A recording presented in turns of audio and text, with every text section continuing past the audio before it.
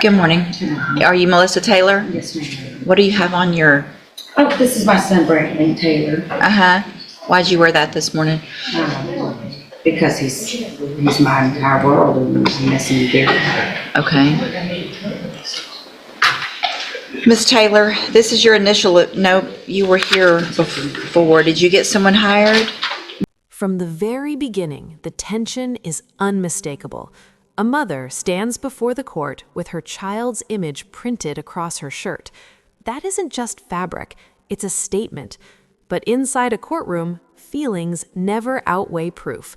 And today, that truth is about to land with force. Did you get someone hired? No, I have contacted 4 different attorneys. I have the printout paperwork about all the information. They're extremely expensive. I've not been able to get the funds gathered for that. Who'd you talk to? I spoke to down Where? a month ago. Where'd you... Wrap it in my phone. Okay. Did you talk to some more since that last court date? The last hearings. You asked, you instructed me to get 3 quotes. That's what I did. I can get that turned into you after. Okay. If I test you this morning, you can have anything in your system? Have a seat in the jury box. We're going to text.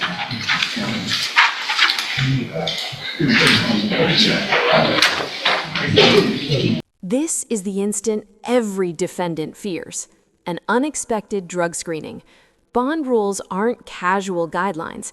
They are direct commands from the court. And if that result shows positive, the judge won't simply caution you. Your liberty can vanish in a heartbeat.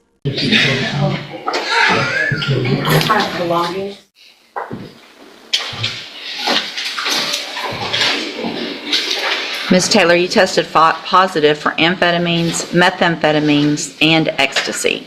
And so at this time, I'm going to find that that is a violation, obviously, of your bond conditions, and I'm going to raise your bond in your case to $100,000. Well, let me look at it real quick. I'm going to, let's see.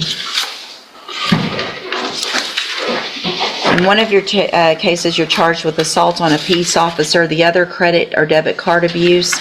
In each of those cases, I'm raising your bond to $100,000 in each case. Okay. If you make the bonds in those cases, you are ordered to wear a drug patch at all times, get it tested at the appropriate times, and then we will move forward with your case. Can I ask a question, please? Am I about to be arrested? Yes, you're going into custody right now. Okay. I have a child. You shouldn't be using ecstasy and methamphetamine. If you have a child, you can go back. In a single moment, everything shifts. One failed test transforms an ordinary hearing into immediate custody. It stands as a stark warning.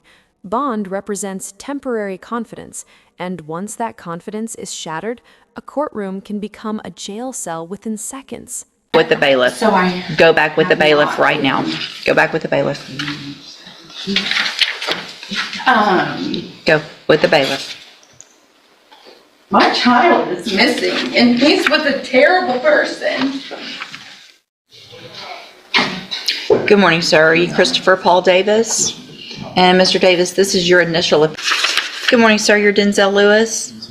And Mr. Lewis, you were previously in court, entered a plea of guilty to the third-degree felony offense of unlawful possession of a firearm by a felon.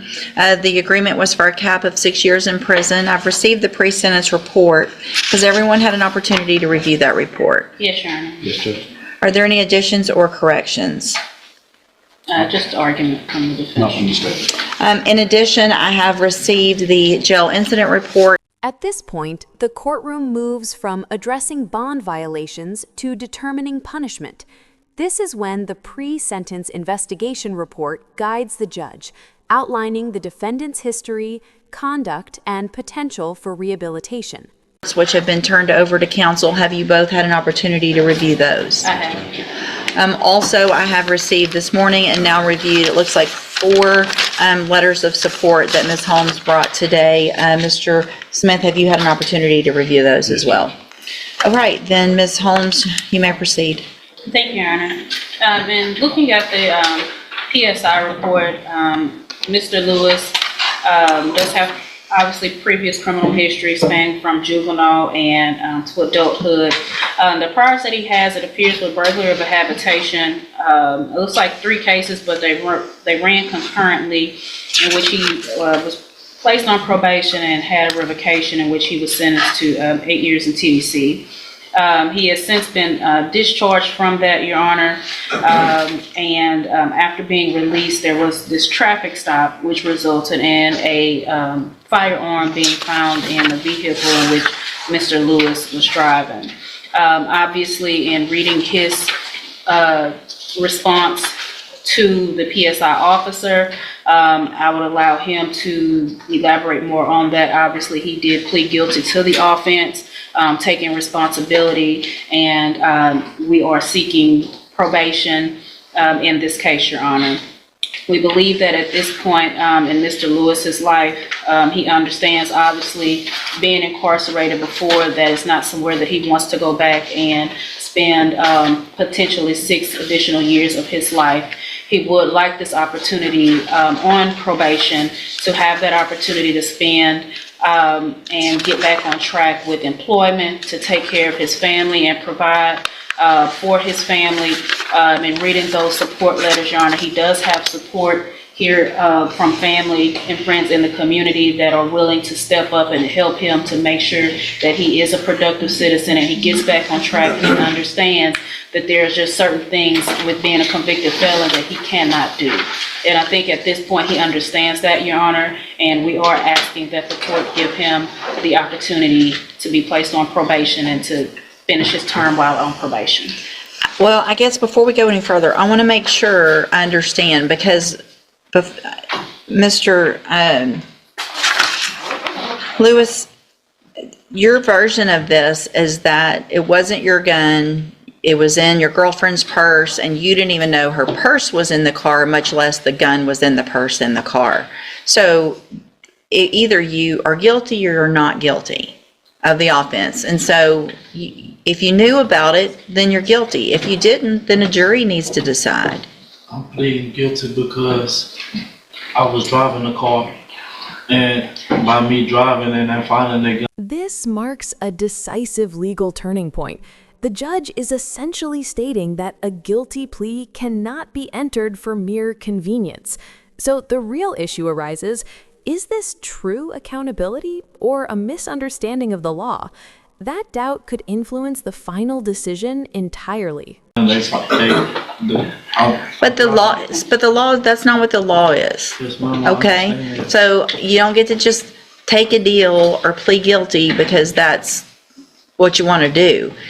When you were here before, you stood in front of that clerk, you put your hand up, swore that you were going to tell the truth, and I said, are you pleading guilty freely and voluntarily, or are you pleading guilty because you did what they charged you with? And I was, and I still am. Okay. All right, Mr. Smith? Judge, I think he's been given probation before. It was not successful. He's been revoked.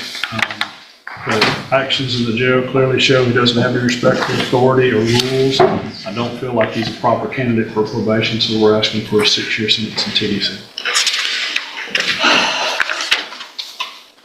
So,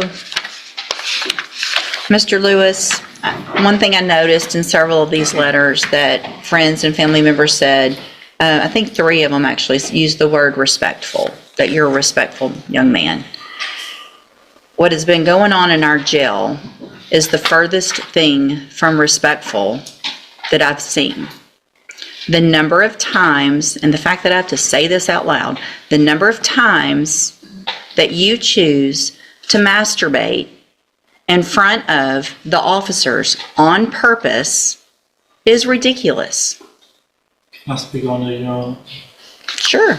the case wasn't on me. Somebody else had a case, and the woman even talked to the lieutenant to get it removed off of my file, but it still shows up. That was not on me. It's somebody. It's more than one time. But So hold on. So on April 14th, let's just go through them. On April 14th, you were in trouble for not being in your bunk, that you had been given several orders to go to your bunk. You proceeded to walk around yelling, "Bitch, stop talking to me." So that's from April 14th, last week. Then, on April 7th, it alleges that you had your hands in your pants, moving in and back and forth, that you were told to take your hands out of your pants, and that you had been told before, or this officer had been briefed on the fact that you were known for doing this. Your response, according to this, is that that person should have asked the officers how big your penis, anyway. Since they want to be talking about you, they should have told them about that too. Then, on March 25th, before that, a week, so another officer, and these aren't the same officers, it's not the same person saying the same thing about you, somebody has some vendetta against you. So on March 25th, started to do rounds. Notice that you were watching the person doing rounds. Had his hand over his midsection as if he was rubbing on himself. March 18th, another different officer. Notice monitoring the bunk. There you are, laying on your back, stroking your penis in a back and forth motion, told not to do so. January 24th, 2025, you're in trouble for walking around. This one, notice the way you're laying on your bunk in a way, making motions under the blanket, walked past, turned around to see if you were still doing it. Then you supposedly look at this officer and say, "I'm not doing anything," while you lifted the blanket up for that officer to see it. January 4th, another time, being told to be quiet, do what you're supposed to do, didn't do it that day. December 29th, another issue of not following the rules. December 17th, another infraction for arguing and not following the rules. So if there was one time when they got the wrong person, that's one thing. That's over and over again, you disrespecting female officers who are in there just doing their job. I'll sleep on my back. Sir, we're really gonna do that? You asked me and I'm telling you, John, I sleep on my back. I have sisters, I have a mama, I don't do that. Them people write whatever They're making this up on you? That's terrible of them to do that. If you look at my cases report, ma'am, I don't have any cases on none of that. I don't have any time, I'm not on no restriction on none of that. Okay. Up in the county. You were off parole, the way I do the math, less than a I was on year. parole. So you did your whole 8 years? Yes, ma'am. What'd you do in prison to have to do your whole 8 years? I was in city, For doing what? just tattooing, contraband. Not following the rules while you're in prison. I'm going to find that you previously entered your plea of guilty freely and voluntarily. Find sufficient evidence to find you guilty, and at this time find you guilty of unlawful possession of a firearm by felon. Sentence you to a term of 6 years in the institutional division of the Texas Department of Corrections. You will receive credit on that sentence for any time that you've been in custody that the law gives you the right to receive. I'm handing you the trial court certification that shows this was an agreement that I followed, and so you've waived your right to appeal, and you're lucky that this was the agreement. Mr. Smith was generous. The fact is, you could have been enhanced to a second-degree felony because of your history, and you're lucky you weren't. I have also handed you a written admonishment regarding your ineligibility to possess a firearm or ammunition. Obviously, you know this, but I'm required to read this to you. Because of the judgment entered against you, you're ineligible under Texas law to possess a firearm or ammunition.